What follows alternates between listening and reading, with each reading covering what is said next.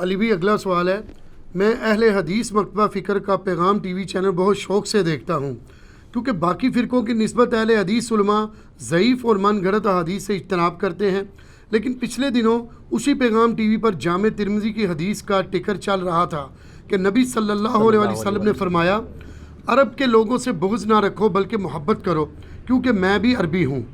جب میں نے اسلام 360 میں اس کا ریفرنس ڈالا تو حدیث کا نمبر تو درست نکلا، لیکن حدیث ضعیف نکلی۔ علی بھائی سے گزارش ہے کہ عوام الناس کو آگاہ کریں کہ احادیث کی صحت کے معاملہ میں علماء کرام پر اعتماد کرنے کی بجائے اوریجنل بکس پر توجہ کریں۔ شکریہ۔ ہم تو بڑے عرصے سے چیخ رہے ہیں کہ نہ علماء کرام کے اوپر اعتبار کریں، نہ علماء کرائم کے اوپر اعتبار کریں، کتابوں کو لے کے چلیں، کیونکہ کتابوں کا دین اور ہے اور بابوں کا دین اور فرقوں کا دین اور ہے۔ ہم بار بار یہ نعرہ لگا رہے ہیں کہ نہ میں وابی نہ میں بابی، میں ہوں مسلم علمی کتابی۔ تو پہلے تو میں یہ بات کروں کہ یہ پیغام ٹی وی اہل حدیث مکتبہ فکر کا بہت اچھا کام کر رہا ہے، لیکن ظاہر ہے کہ اہل حدیث کی آپ کو پتہ ہے یہاں پہ ایسا اتنی ورتھ کوئی نہیں ہے۔ ان کے سبسکرائبرز یوٹیوب پہ آلموسٹ 17-18 ہزار ہیں، حالانکہ پورا ایک بڑا مکتبہ فکر ہے۔ قرآن و سنت کی تعلیمات کے اعتبار سے باقی چینل سے بہت بہتر ہے۔ کمزوریاں ہیں، سب سے بڑی کمزوری تو یہ ہے کہ 12 ربیع الاول کے دن وہ ٹی وی ایسے چل رہا ہوتا ہے جیسے ربیع الاول ہے ہی نہیں ہے دنیا میں، تو ظلم ہے نا۔ اور 10 محرم کے دن وہ وہی مسائل لے کے چل رہے ہوتے ہیں جیسے 10 محرم ہے ہی نہیں دنیا میں۔ ایسا تو نہیں ہونا چاہیے۔ آپ کو اچھا لگے یا نہ لگے، جو پریکٹیکل دنیا کے مسائل ہیں وہ آپ نے ڈسکس کرنے ہیں۔ مجھے کبھی یہ اچھا نہیں لگتا کہ میں گستاخانہ باتیں ڈسکس کروں، لیکن میں کیوں کرتا ہوں؟ اس لیے کہ انڈیا پاکستان میں آلموسٹ 30 کروڑ سے زیادہ ایسے لوگ ہیں جو قرآن و حدیث کو صرف اس لیے نہیں مانتے کہ وہ یہ کہتے ہیں قرآن و حدیث کی بات وہ لوگ کرتے ہیں جن کے بزرگوں نے گستاخیاں اپنی کتابوں میں کی ہوئی ہیں، اور اس کے ثبوت میں اسام الارمین اعلیٰ حضرت کی کتاب لے کے آتے ہیں۔ تو جب تک میں گستاخیوں کو ایڈریس نہیں کرتا تو میں کیسے بریلوی مکتبہ فکر تک بات پہنچا سکتا ہوں؟ انڈیا پاکستان بنگلہ دیش میں کروڑوں لوگ ہیں جو یہ کہتے ہیں ہم نے آپ کی بات اس لیے نہیں سننی کہ آپ اس فرقے سے بلانگ کرتے ہیں جو یزید کو رضی اللہ عنہ کہتا ہے، تو ہم آپ کی بات کیسے سنیں؟ تو اب یزید واقعی مسئلہ تو نہیں ہونا چاہیے، لیکن پریکٹیکلی تو مسئلہ ہے نا۔ خواہش میں تو کچھ بھی نہیں ہونا، میں تو کہتا ہوں کہ کچھ بھی نہیں ہونا چاہیے تھا۔ مجھ سے اگر آپ خواہش پوچھیں تو میں کہتا ہوں، میں تو نبی علیہ السلام سے بھی ریکویسٹ کرتا، جو بخاری مسلم میں حدیث ہے کہ نبی علیہ السلام نے فرمایا کہ کوئی بندہ بھی پیغمبر بنا کے اللہ تعالیٰ مبعوث کرتا ہے نا دنیا میں، تو اس کو موت کے وقت اختیار دیا جاتا ہے کہ چاہے تو وہ اپنی پوری امت کے ٹائم میں زندہ رہے جب تک کوئی نیا نبی نہیں آ جاتا، یعنی کہ، اور چاہے تو موت کو اختیار کرے۔ تو حضرت عائشہ کہتی ہیں جب حضور کی بیماری کے دن آئے نا، وفات کے دن قریب تھے، تو میں حضور کو دیکھ رہی تھی، اب بار بار آسمان کی طرف نگاہ کر کے کہتے تھے اللہم رفیق الاعلیٰ۔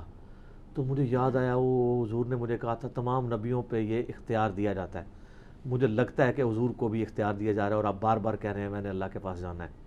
ورنہ میں آپ کو وثوق سے کہتا ہوں اگر حضور قبول کرتے تو چونکہ آپ کی نبوت قیامت تک ہے، آج بھی حضور زندہ ہوتے سارے مسائل ہی حل ہو جاتے۔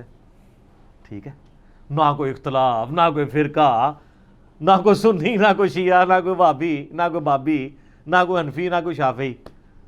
لیکن اللہ نے جنت آپ کو سستے داموں نہیں دینی ہے، ایفرٹ تو پٹ کرنی پڑے گی۔ تو یہ اس لیے اس طرح کی جو چیزیں ٹی وی چینلز پہ چلتی ہیں تو اپنی آنکھیں کھول کے رکھیں آپ۔ حقیقت بات ہے کہ یہ کام بریلوی دیوبندی یا شیعہ کریں نا تو ہمیں اتنا دکھ نہ ہو، کیونکہ ان کا سٹانس نہیں ہے۔ اہل حدیث کا تو سٹانس یہی ہے کہ ہم صحیح حدیث پیش کریں گے۔ صرف ایران، سعودیہ، ٹسل کے اندر یہ پیچھے اس کے میں آپ کو بتا رہا ہوں حکمت کیا ہے، اس کے پیچھے راز کیا ہے، اندر گل وچ کوئی اور ہے۔ گل وچ یہ ہے کہ وہ عرب کے لوگوں کے ساتھ ان کی کوئی نہ اس کی فضائل بیان کرنا مقصد ہے سعودی عرب کی فضیلت بیان کرنا۔ حالانکہ مجھ سے اگر آپ پوچھیں تو میں تو سعودی عرب کے نام کے بھی خلاف ہوں۔ اس کا نام وہی ہونا چاہیے جو خادم ارمین نے اپنا نام رکھا ہوا ہے، خادم ارمین شریفین، خادم سعودی عرب تو نہیں رکھا ہوا۔ تو اس کو ہم حجاز اور حرمین شریفین ہی کہیں۔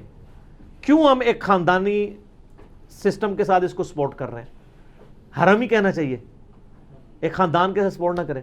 تو بیسیکلی وہ چونکہ آپ کو پتہ ہے کہ وہ پوری ایک مہم چلی ہوئی ہے، ایک پورا محاذ کھڑا ہوا ہے، اس کی وجہ سے وہ نا عرب کے نا فضائل چاہے جعلی بھی بیان کرنے پڑیں وہ کریں گے، چاہے ان کو یزید کو جنتی لشکر میں فٹ کرنا پڑے وہ کریں گے، تاکہ عرب کی ملوکیت کا دفاع کریں۔ پیچھے انٹینشن کچھ اور ہوتی ہے. یہ ترمذی میں روایت ہے جو آپ بیان کریں. یہ روایت اس طرح ہے, حضرت سلمان فارسی رضی اللہ تعالیٰ عنہ علیہ السلام کے بارے میں آتا ہے. اچھا یہ لفظ یاد رکھیں, ایک لفظ ہے سلیمان, سین لام یا میم الف نون, جو قرآن میں ہے, انہ من سلیمان و انہ بسم اللہ الرحمن الرحیم, حضرت سلمان علیہ السلام. ایک لفظ ہے سلمان, اس میں یہ نہیں آتی, اور سین لام میم الف نون. یہ ہے سلیمان جو پیغمبر ہیں, سلیمان ابن داود علیہ السلام. ایک لفظ ہے سلمان, وہ صحابی ہیں سلمان فارسی, جن کے مشورے سے خندق کھودی گئی تھی, ٹھیک ہے, نبی علیہ السلام کے لاڈلے ترین صحابہ میں سے. سلمان فارسی سے یہ روایت ہے کہ وہ کہتے ہیں کہ نبی علیہ السلام نے مجھ سے فرمایا کہ دیکھنا مجھ سے بغض نہ رکھنا ورنہ تم تباہ و برباد ہو جاؤ گے. تو حضرت سلمان فارسی نے کہا یا رسول اللہ, آپ کی وجہ سے اللہ نے ہمیں ہدایت دی, ہم آپ سے کیوں بغض رکھیں گے؟ تو آپ نے فرمایا جس نے عرب کے لوگوں سے بغض رکھا اس نے مجھ سے بغض رکھا.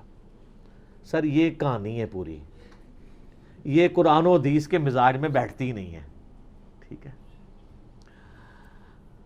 اور آپ یہ اتنی بڑی کہانی ہے کہ امام ترمذی نے ساتھ لکھا ہے, کہانی ہے, امام ترمذی نے لکھا ہے, یہ روایت منقطع ہے, اور پھر ساتھ لکھا میں نے اپنے استاد امام بخاری سے پوچھا. امام بخاری صحیح بخاری والے, امام ترمذی ان کے شاگرد ہیں, تو میں نے اس حدیث کے بارے میں پوچھا تو انہوں نے بھی کہا یہ روایت منقطع ہے, یہ روایت ٹھیک نہیں ہے. امام ترمذی لکھ کے ساتھ لکھ رہے ہیں روایت صحیح نہیں ہے. یہ البانی یا شیخ زبیر لزئی نے نہیں اس کو ضعیف کہا, امام ترمذی نے خود ضعیف لکھا ہے, اور امام بخاری کا قول بھی نقل کیا ہے. اتنی پکی دو موریں لگا کے بھی پھر بھی اگر ٹکر چلے تو گل وچ کوئی اور ہے. اور اگر آپ کہنے جی ہم وہ چلتا ہے تو سر پھر اس سے اگلی بات بھی چلتی ہے. اس سے آگے یہ فضائل عرب کے اوپر چیپٹر ہے, اس سے اگلا چیپٹر ہے عجم کے فضائل, وہ آپ بیان نہیں کریں گے, اور اس میں تو بخاری مسلم کی حدیثیں ہیں, وہ نہیں آپ بیان کریں گے. اس میں ایک جعلی روایت ہے, میں بتا دیتا ہوں. نبی علیہ السلام نے فرمایا کہ میں عرب سے زیادہ عجم کے لوگوں پہ اعتماد کرتا ہوں. روایت یہ بھی ضعیف ہے, یہ بھی ٹکٹ چلا دیں تو پھر ایران اوپر چلا جائے گا, سعودی نیچے آ جائے گا, اگر ضعیف روایتوں پہ ہی چلنا ہے. اور جو صحیح حدیث اس چیپٹر میں وہ آپ کو بتا دوں عجم کے بارے میں, بخاری اور مسلم دونوں میں حدیث ہے. نبی علیہ السلام کے پاس حضرت سلمان فارسی ہی بیٹھے ہوئے تھے. آپ نے فرمایا دین اگر ثریا ستارے کی چوٹی پہ بھی ہوتا نا تو فارس کے لوگ, ایران کے لوگ وہاں سے بھی جا کے حاصل کر لیتے. حضرت سلمان فارسی کے بارے میں, کیونکہ سلمان فارسی ایران سے آئے ہوئے تھے, کتنے مذاہب انہوں نے بدلے تھے, آتش پرست تھے, پھر یہودی ہوئے, پھر عیسائی ہوئے, پھر مسلمان ہو گئے. جسے ہمیں کو کہتے ہیں پہلے بریلویز ہوئے, دیوبندی ہوئے, پھر یہ ہوئے, پھر ہوئے, ہونا کہ کافر ہو جاؤ گے.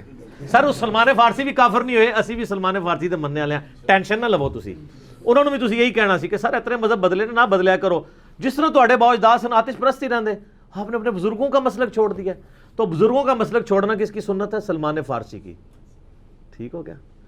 تو انہوں نے بھی یہ, تو وہ بخاری مسلم کے الفاظ ہیں. آپ نے سورہ جمعہ کی آیت تلاوت کی کہ وہ لوگ جو ابھی ان سے آ کے میرے اصحاب سے آ کے ملیں گے, تو آپ نے فرمایا یہ بشارت ہے ان لوگوں کی جو بعد میں لوگ آئیں گے, اور وہ فارس کے لوگ, جی دین اگر ثریا ستارے کی چوٹی پہ بھی ہوتا نا, یہ اتنے انٹیلیجنٹ لوگ ہیں کہ وہاں سے دنیا میں سر 3 علاقوں کے لوگوں کو انٹیلیجنٹ مانا گیا انسانی ہسٹری میں, یونان کے لوگ, فارس کے لوگ اور سب کانٹیننٹ کے لوگ, تمام چوٹی کے لوگ یہاں کے ہیں. تو اس زمانے میں تو بڑے عروج پہ تھے. اور دیکھ لیں نبی علیہ السلام کی بات کیسی ثابت ہوئی ہے. آپ کے سارے محدثین آلموسٹ فارس کے, اور فارس میں پورا ایریا آتا ہے, افغانستان کا, عراق کا, ایران کا, یہ سارا. اور افغانستان کو تو عزم کر لیں, امام ترمذی افغانستان کے ہیں, ابو داؤد افغانستان کے. عراق کو بھی عزم کر لیں, ٹھیک ہے, امام حنیفہ کوفے کے تھے. ایران کو نہ عزم کریں تو میں ایران کی مثال دیتا ہوں. آپ کے جو امام مسلم ہیں یہ نیشا پور کے ہیں. ان کے نام کے ساتھ لکھا ہے مسلم بن حجاج القشیری نیشا پوری. نیشا پور جا کے گوگل میں لکھیں, آج بھی ایران کا شہر ہے, اس وقت والا جو ایران ہے. حدیث کے بہت بڑے امام نیشا پور کے. امام حاکم جنہوں نے المستدرک الحاکم لکھی ہے بخاری و مسلم کے اوپر, چھوٹی ہوئی حدیثیں جمع کی ہیں, ان کا نام یہ ہے امام حاکم نیشا پوری. اس کے علاوہ کئی ایک ہیں. تو وہ اللہ تعالیٰ جس کو مطلب اٹھا لے.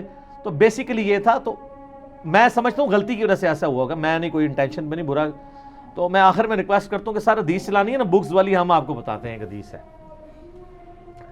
وہ صحیح مسلم میں 240 نمبر حدیث ہے، ایران والی حدیث، لیکن ہے مسلم شریف ہے، اہل سنت کے امام ہے. علی سے محبت نہیں رکھے گا مگر مومن، علی سے بغض نہیں رکھے گا مگر منافق. اور مسند امام احمد میں ہے، جس کو سلفی تو بہت مانتے ہیں احمد بن حنبل کو، مسند امام احمد میں ہے، المستدرک الحاکم میں، نبی اسلام فرمایا جس نے حسن و حسین سے محبت کی اس نے مجھ سے محبت کی، جس نے حسن و حسین سے بغض رکھا اس نے مجھ سے بغض رکھا. اور سر عرب ملکوں میں یہی ہو رہا ہے اس وقت، آپ کے نام میں حسن و حسین لکھا ہو نا پاسپورٹ پہ، آپ کو لادہ کر دیتے ہیں. یہ حدیث کے ٹکر چلائیں اور اپنے بزرگوں کو وہاں چلوائیں. ایک طرف آپ کہتے ہیں حسن و حسین کو مانتے ہیں، اور دوسرا اب میرے بچوں کے ناموں کے اندر تو سارے اہل بیت والے نام آتے ہیں. میری بیٹی کا نام زارا ہے، بڑی کا، چھوٹی کا زینب ہے، تو اہل بیت کے نام ہے. میرا خود نام محمد علی ہے، میں بھی بھگت بیٹھا ہوں، میں سے آپ کو بتاؤں. اب تو خیر ویسے ہی نہیں جا سکوں گا، میں اس زمانے کی جب مجھے کوئی جانتا بھی نہیں تھا. تو یہ سر بغض والی جو روایتیں ہیں نا وہ کہیں اور بھی ہیں، تو اس لیے جو ہے نا وہ تھوڑی احتیاط کریں. باقیوں کو بھی کہوں گا، یہ باقی ان کی بات ٹھیک ہے کہ آپ اندھے بن کے کسی کے پیچھے نہ چلا کریں، بلکہ دیکھ لیا کریں کہ وہ روایت خود اسلام 360 میں ڈال کے چیک کریں کہ روایت صحیح ہے یا ضعیف ہے، کیونکہ اس کے پیچھے کئی ایک پولیٹیکل گینز چل رہی ہوتی ہیں لوگوں کی. دین کی خدمت کرنا یہ چھوٹی چیز ہے سر، اصل بات یہ ہے کہ دین سے بڑا رکن اس وقت روٹی بنا ہوا ہے، مال پانی. کیوں؟ جامعہ ترمذی میں حدیث ہے ہر امت کا کوئی نہ کوئی فتنہ ہے، میری امت کا فتنہ مال ہے. صلی اللہ علیہ وآلہ وسلم. ٹھیک ہے جی، اذان مغرب ہو رہی ہے. ویسے آپ پریشان نہ ہوا کریں، علمی مجلس میں اذان کا جواب دینا ضروری نہیں ہوتا، پھر بھی ہم اذان کا جواب علیحدہ سے دیتے ہیں. ہر اذان کا جواب نہیں دینا ہوتا، ایک کا ہی دینا ہوتا ہے. تو ملتے ہیں ایک چھوٹے سے وقفے کے بعد.